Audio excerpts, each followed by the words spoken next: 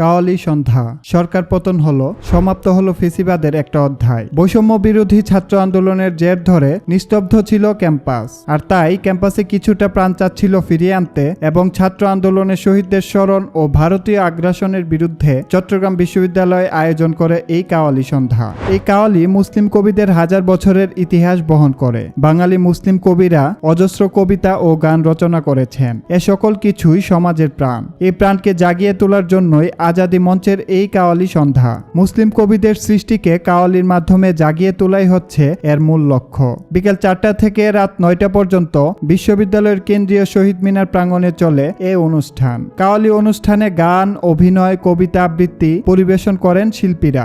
আজাদী মঞ্চের আয়োজনে এতে অংশ নেয় অনুরণ সঙ্গীত একাডেমি, কর্ণফুলী থিয়েটার, চট্টলা গানের দল সহ আজাদী মঞ্চের শিল্পীরা। জমকালো অনুষ্ঠানের মধ্য দিয়ে সারা রাত এই অনুষ্ঠান অতিবাহিত হয়।